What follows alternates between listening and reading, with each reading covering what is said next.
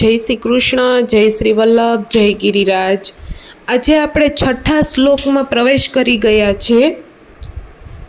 નમોસ્તુય મુનિ સદા તવ ચરિત્રમત્યદ્ભુતમ ન જાતુ યમયાતના ભવતિ તે પયપાનત યમોપી ભગિની સુતાન કથમુહંતિ દુષ્ટાનપી પ્રિયો ભવતિ સેવના તવ હરેર્યથા ગોપિકા। હે શ્રી યમને સદા નમઃ અસ્તુઃ, એટલે હે યમુનાજી તમને સદા નમન હો, નમન હો। તવ ચરિત્ર અતિ અદ્ભુતમ, એટલે આપનું ચરિત્ર અતિ અદ્ભુત છે। તે પયઃ પાનતઃ યમયાતના જાતુ ન ભવતી, એટલે આપના જલપાનથી ક્યારેય પણ યમની યાતના ભોગવવી પડતી નથી। યમઃ અપી ભગિની સુતાન દુષ્ટાન અપી કથમ ઉહંતિ, એટલે પોતાના ભાણેજ દુષ્ટ હોય છતાં યમરાજા પણ એમને કેમ મારે? ન જ મારે।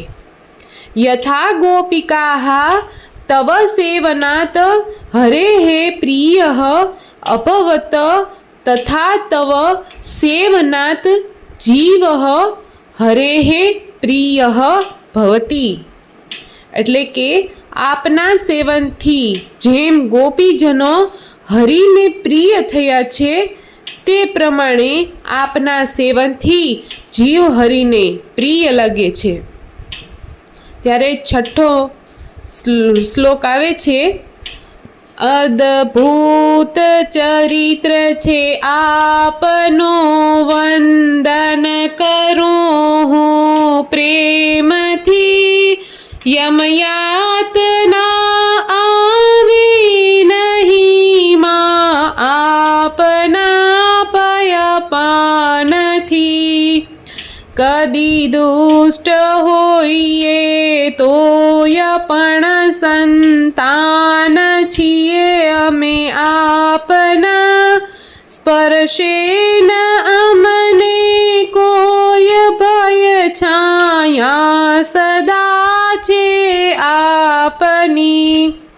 ગોપીજનોને પ્રભુ પ્રિય બન્યા એવી કૃપા બસ રાખજો।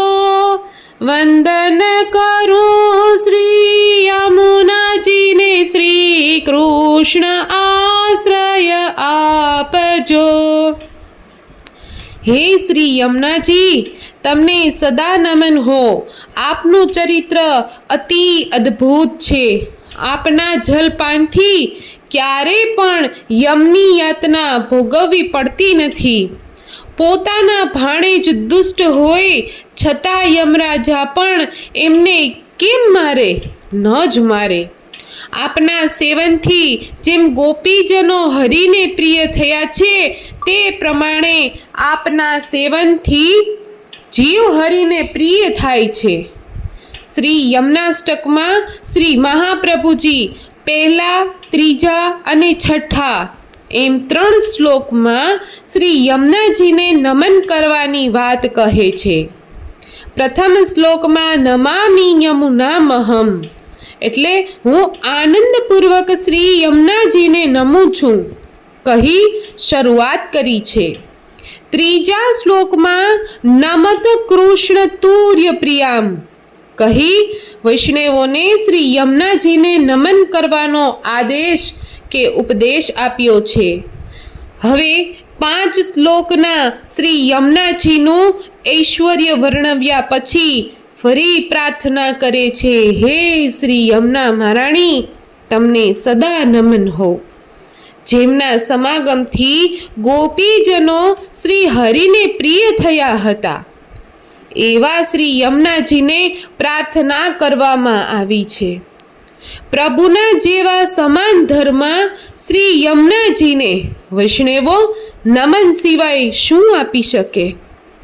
માટે નમન કરવામાં આવ્યું છે. શ્રી યમુનાજીના ચરણ કમળમાં અમારા સદા સર્વદા નમસ્કાર હો. શ્રી પુરુષોત્તમજીએ કહ્યું છે કે નમન પણ એક અતિ દુર્લભ વસ્તુ છે અને તે પણ શ્રી યમુનાજીની કૃપા કે અનુગ્રહ વગર થઈ શકે નહીં. માટે નમોસ્તુ શબ્દ દ્વારા પ્રાર્થના કરવામાં આવી છે. શ્રી મહાપ્રભુજીએ ભગવાન શ્રી કૃષ્ણને અદ્ભુત કર્મણે કહ્યા છે. પુરુષોત્તમ સર્વોત્તમ છે.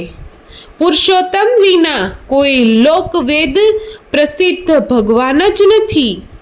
એ જ પુરુષોત્તમ કોઈ કાળમાં, જેમ કે સારસ્વત કલ્પમાં જગતના ઉદ્ધાર માટે અખંડ અને પૂર્ણપણે પ્રગટ થયા, ત્યારે પૂર્ણ પુરુષોત્તમ કહેવાયા છે.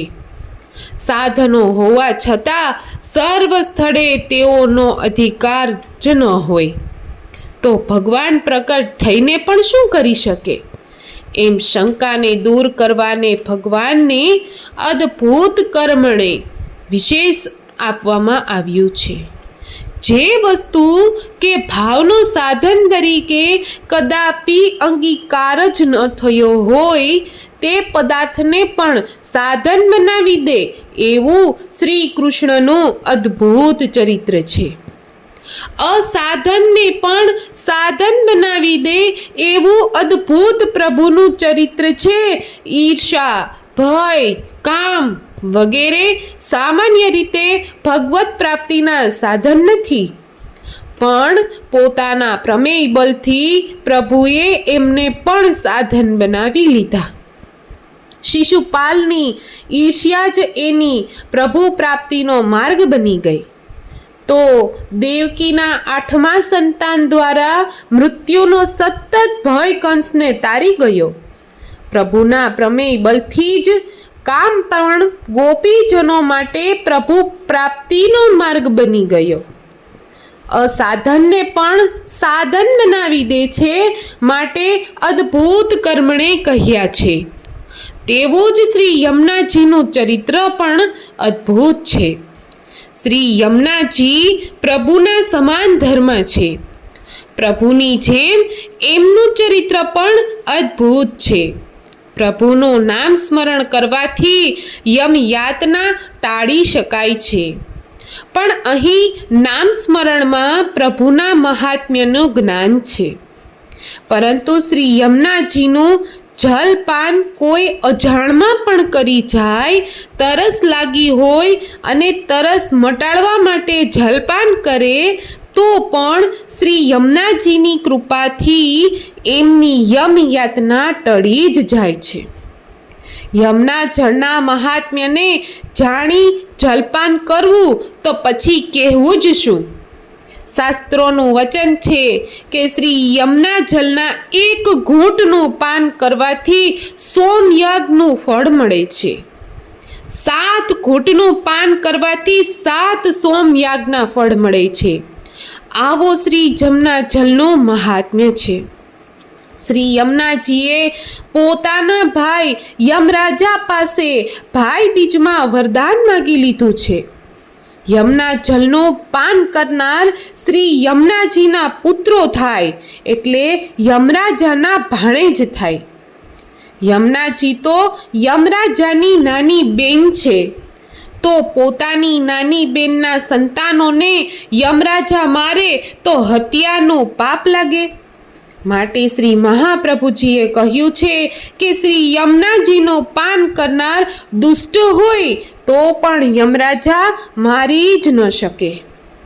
યમરાજ મારે એટલે જીવને નરકમાં લઈ જાય, યમયાતના આપે, પણ વૈષ્ણવોને તો યમરાજ મારી જ ન શકે. એટલે યમયાતનામાંથી એમની મુક્તિ થઈ જાય છે. યમરાજાએ પોતાની નાની બેનને વરદાન આપ્યું છે કે શ્રી યમુના જલનું પાન કરી જે મારા 10 કે 4 નામ બોલી મને નમસ્કાર કરશે, એવા જીવ દુષ્ટ હશે તો પણ હું એમની સંમતિ અને સદગતિ આપીશ. ભાઈ બીજના યમના સ્નાન અને પાનનું મહાત્મ્ય જાણીતું છે. ભારતના ખૂણે ખૂણેથી શ્રદ્ધાળુઓ બેનને સ્નાન કરાવવા લઈને આવે છે અને વિશ્રામ ઘાટે શ્રી યમુનાજીમાં સ્નાન કરાવે છે. શ્રી યમુનાજી જલનું પાનનું મહાત્મ્ય ગાતા વૈષ્ણવો કહે છે, શ્રી મહારાણીજીના પાન કર ને તું પ્રાણી રે, એ છે અધમા ઉદ્ધારણ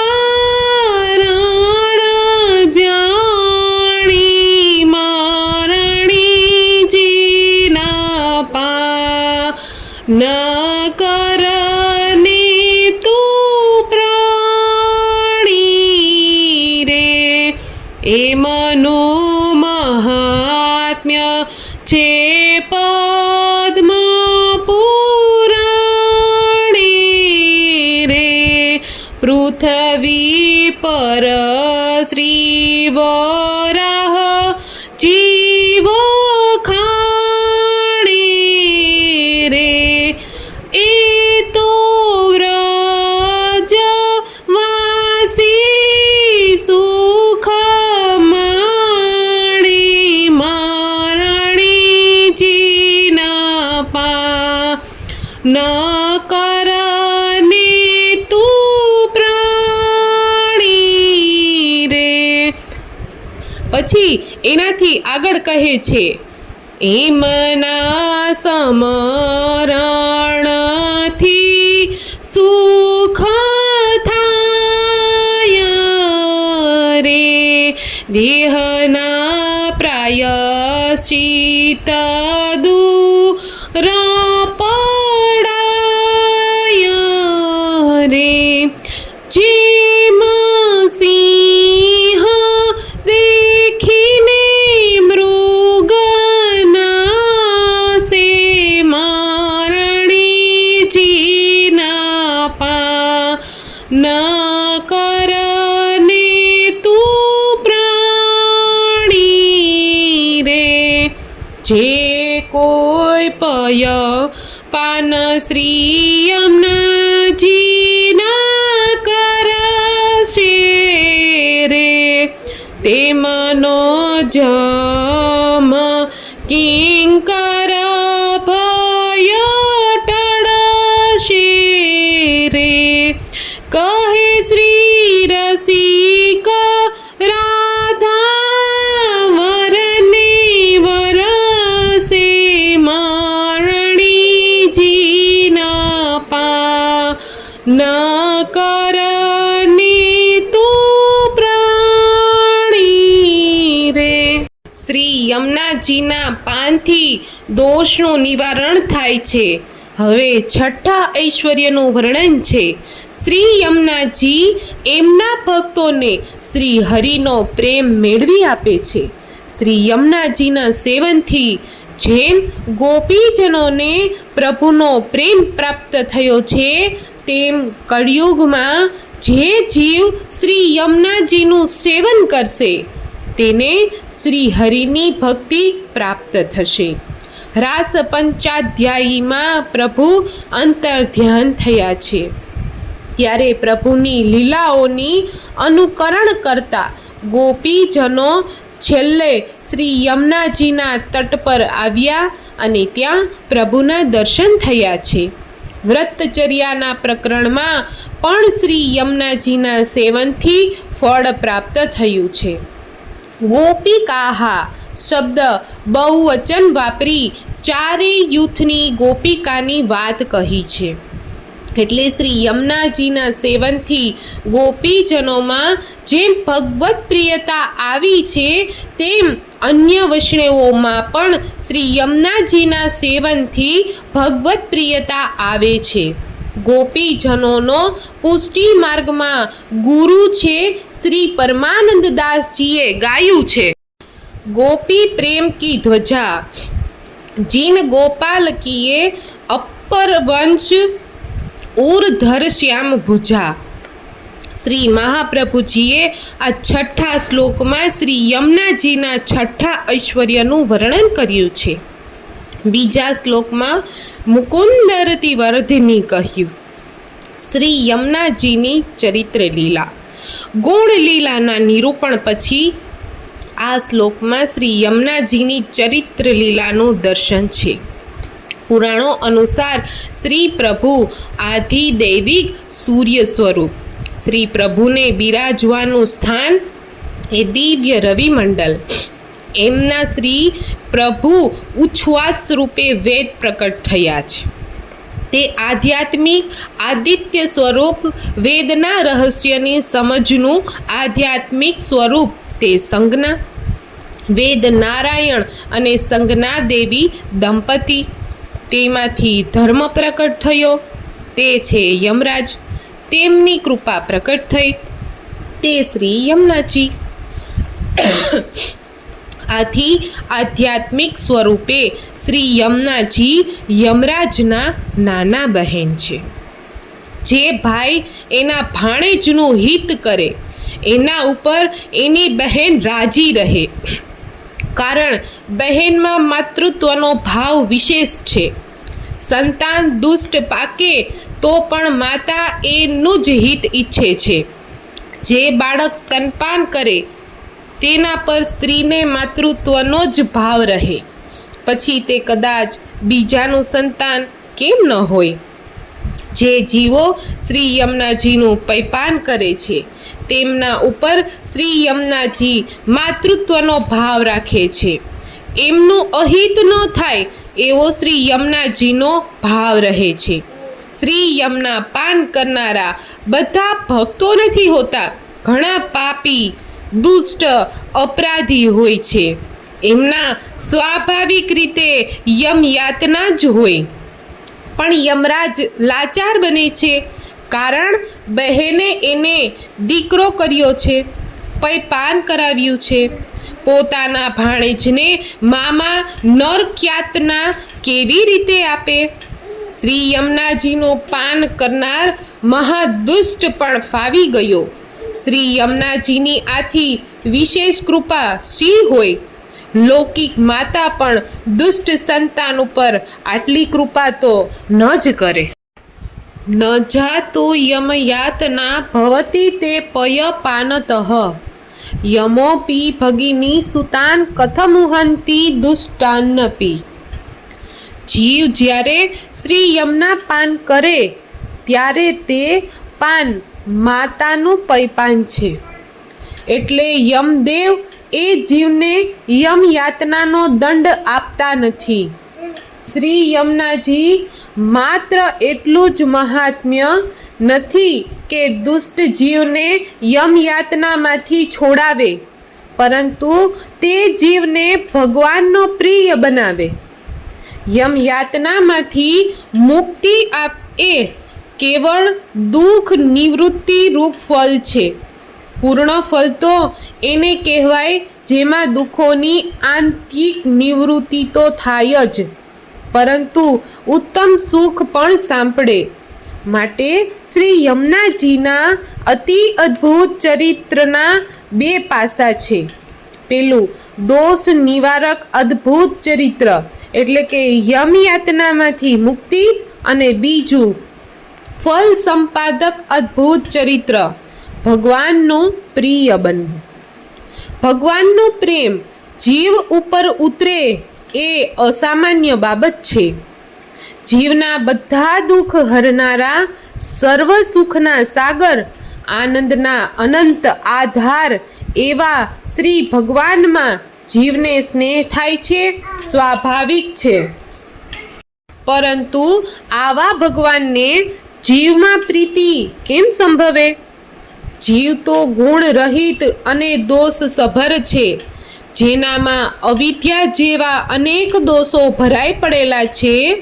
ભગવાન નિર્દોષ જીવ સદોષ, ભગવાન સર્વજ્ઞ અને જીવ અજ્ઞ, ભગવાન સર્વશક્તિમાન અને જીવ અતિ અસમર્થ, ભગવાન સર્વથી સ્વતંત્ર અને જીવ કાલ કર્માદિથી બદ્ધ. ગોસ્વામી શ્રી હરિરાયજીનો અભિપ્રાય છે કે સામાન્યતઃ જે નિર્દોષ હોય છે તેની દોષયુક્ત વ્યક્તિ કે વસ્તુમાં પ્રીતિ હોતી નથી.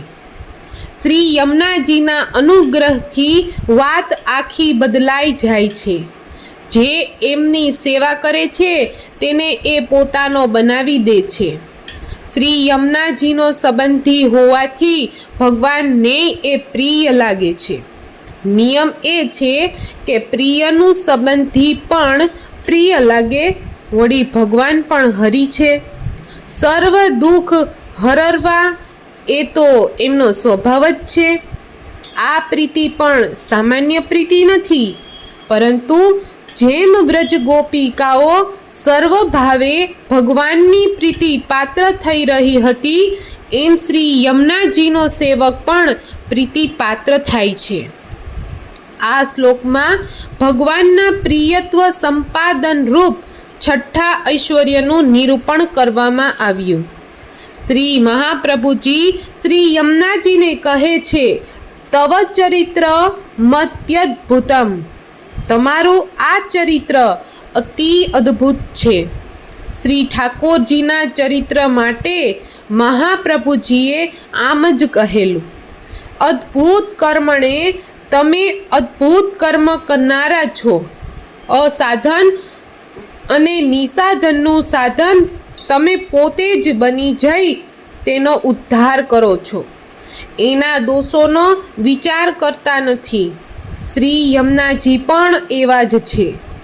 કોઈએ પણ તેમનું પૈપાન કર્યું એટલે તેનો ઉદ્ધાર થઈ ગયો.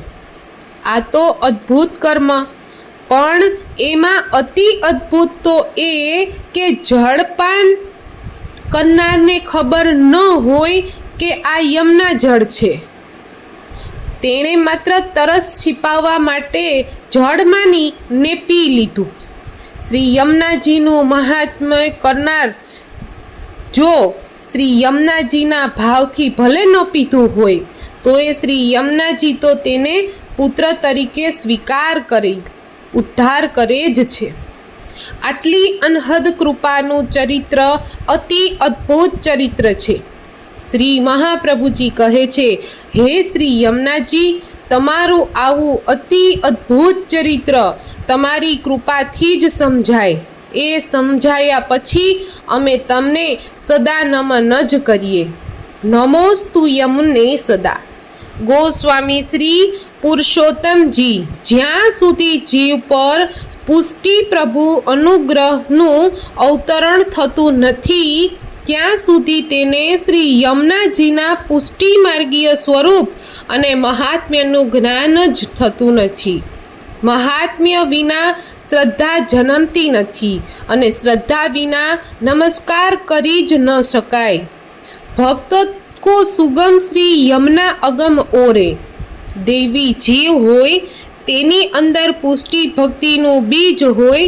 એ બીજ પર ભગવાનની કૃપા વૃષ્ટિ થતાં તે અંકુરિત થાય ત્યારે જ તેને યમુનાજીના રસાત્મક પુષ્ટિ માર્ગીય પ્રેમ કે સિંધુ કો મર્મ સ્વરૂપનું જ્ઞાન થાય છે અને પછી તે જ પુષ્ટિ ભાવથી શ્રી યમુનાજીને નમન કરી શકે છે. અતિ અદ્ભુત ચરિત્ર. ભગવાન શ્રી કૃષ્ણ અદ્ભુત કર્મા છે. તે અસાધનને સાધન કરી દે છે માટે અદ્ભુત કર્મા છે. જેમ કે કામ, ક્રોધ, દ્વેષ, ભય જેવા ભાવ ભગવાનની પ્રાપ્તિના સાધન નથી. આ ભાવો તો દુષ્ટ ભાવો છે. આમ છતાં આ ભાવો જ્યારે ભગવાનમાં લગાડવામાં આવ્યા તો તે ભાવો ભગવાનની પ્રાપ્તિના સાધન રૂપ બની ગયા. ગોપિકાઓને, શિશુપાલ, કંસ જેવાઓને ભગવાને જે ભાવો એમની પ્રાપ્તિ માટે સાધન રૂપ ન હતા તેને પોતાના પ્રમેય બલે સાધન રૂપ બનાવી દીધા. આ ભગવાનની અદ્ભુત લીલા છે. ભગવાન જે જીવનું વર્ણન કરવા ઈચ્છે તે જીવ કોઈ સાધન કરે ન કરે કે પછી પ્રતિકૂળ કહેવાતું સાધન કરે તોય પ્રભુ તેને પોતાની નિકટ લાવે છે અને તેનો ઉદ્ધાર કરે છે. જે સાધ્યનું સાધન નથી તેને ભગવાન તેનું સાધન બનાવી દે છે. એ એમના ચરિત્રની અદ્ભુતતા છે. આ રીતે શ્રી યમુનાજી પણ અતિ અદ્ભુત ચરિત્રવાળા છે. તે એવું અદ્ભુત કે કોઈને પોતાના આવશ્યક દેહ ધર્મ રૂપે તરસ લાગી અને તે એ તરસને छिपाવવા માટે એણે શ્રી યમુનાજીના જળનું પાન કરી લીધું. ભલે ને એને શ્રી યમુનાજીના અલૌકિક સ્વરૂપ અને મહિમાનું જ્ઞાન ન હોય, એ જીવ પણ યમ યાતનામાંથી મુક્ત થઈ જાય છે. તરસ્યા જીવે તૃષા छिपाવવાના સાધન તરીકે જ જલપાન કર્યું છે. આ જલપાન યમયાતનામાંથી મુક્તિ મેળવવા માટે નહીં, છતાં શ્રી યમુનાજી એનો ઉદ્ધાર કરે છે અને સિદ્ધ કરે છે કે અસાધનને સાધન બનાવવા અતિ અદ્ભુત ચરિત્ર ધરાવે છે. દુષ્ટ ભાવને પણ ઉદ્ધારનું સાધન બનાવવું એ પ્રભુના અદ્ભુત ચરિત્રની વ્યાખ્યા છે. પરંતુ ભાવ રહિતને ઉત્તમ ફળ આપવું અને તે માત્ર જલપાન રૂપ સાધનના ફળ સ્વરૂપે એ તો અતિ અદ્ભુત. શ્રદ્ધાથી અને ભક્તિથી થાય તે સાચું નમન. શ્રી યમુનાજીમાં આપણી શ્રદ્ધા ક્યારે જાગે? શ્રી મહાપ્રભુજી કૃપા કરી આપણો પુષ્ટિ માર્ગમાં પ્રવેશ કરાવે, શ્રી યમુનાજીનું જ્ઞાન કરાવે. શ્રી યમુનાજીનું જ્ઞાન થતાં તેમનામાં શ્રદ્ધા અને સ્નેહ જાગે, ત્યારે હાથ, માથું, શરીર સાચી રીતે નમે. આ શ્લોકથી શ્રી મહાપ્રભુજી શ્રી યમુનાજીનું અતિ અદ્ભુત ચરિત્ર કહી તેમનામાં આપણી શ્રદ્ધા અને સ્નેહ વધારે છે. શ્રી મહાપ્રભુજીએ આ અતિ અદ્ભુત ચરિત્ર લીલા બતાવી તે સર્વ જીવો માટેની લીલા છે. હવે પુષ્ટિ જીવો માટેની શ્રી યમુનાજીની અતિ અદ્ભુત ચરિત્ર લીલા આપ બતાવે છે. પ્રિયો ભવતી સેવનાત તવ હરેર્યથા ગોપિકાહ. નંદ ભવનમાં 16,000 કુમારિકાઓ શ્રી ઠાકોરજીની સેવામાં હતા. તેમણે ગોપ માસમાં કારતક વદ એકમથી માગસર સુદ પૂનમ કાત્યાયનીનું વ્રત કર્યું. વહેલી સવારે સ્નાન કરી સુંદર વસ્ત્રો પહેરી પૂજનની સામગ્રી લઈ મંગલ ગીતો ગાતા ગાતા શ્રી યમુનાજી જાય. ત્યાં શ્રી યમુનાજીની વાલુકામાંથી તેમની અદ્ભુત મૂર્તિ બનાવી પૂજન કરે. શ્રી યમુનાજી સ્નાન કરે.